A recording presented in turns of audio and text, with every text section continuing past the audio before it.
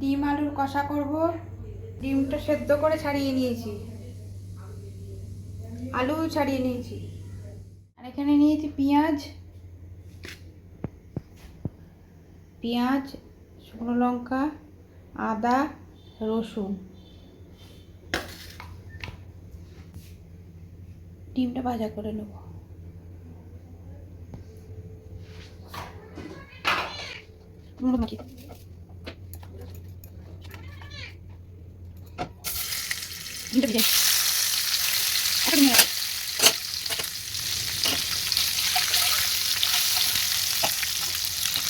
ডিমটা যে রান্না করব তার জন্য পেঁয়াজ, শুকনো লঙ্কা আর রসুন ভাজা করে নেব।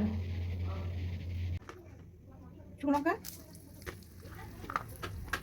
রসুন, পেঁয়াজ ভাজা করে নেব। অল্প অল্প বাদামি হবে।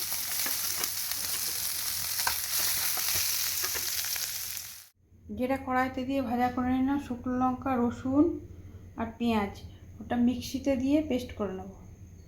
গরম দেবেন না, ঠান্ডা করে দেবেন সব সময়। মিক্সিতে গরম জিনিস দেবেন না, ঠান্ডা করে তারপর দেবেন। আমি ভেজে রেখেছি, এখন ঠান্ডা হয়ে গেছে, এখন দিচ্ছি।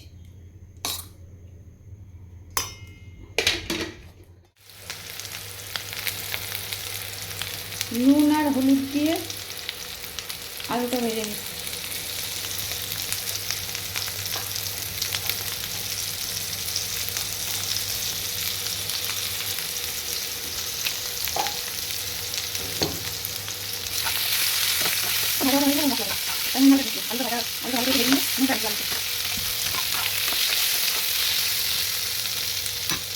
ভাজা মশলাটা দিয়ে দেবো, মিক্সিতে করে রেখেছি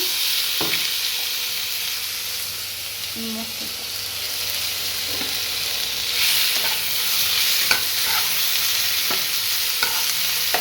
ভেজে বেটে রেখেছি এই মশলাটা। গরম জল দিলে তরকারিটা ভালো হয়। সব কিছুতে, মাংস, ডিমে গরম জল করে দিলে তরকারিটা ভালো। এই যে হয়ে গেছে, গরম জলটা দিয়ে দিচ্ছি। বেশি জল দেবো না, অল্পই দেবো।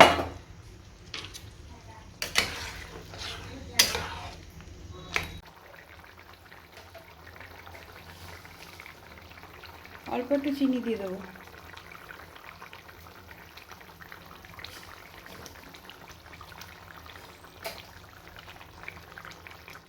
ডিমটা রান্না হয়ে গেছে, এবার নামিয়ে দেবো।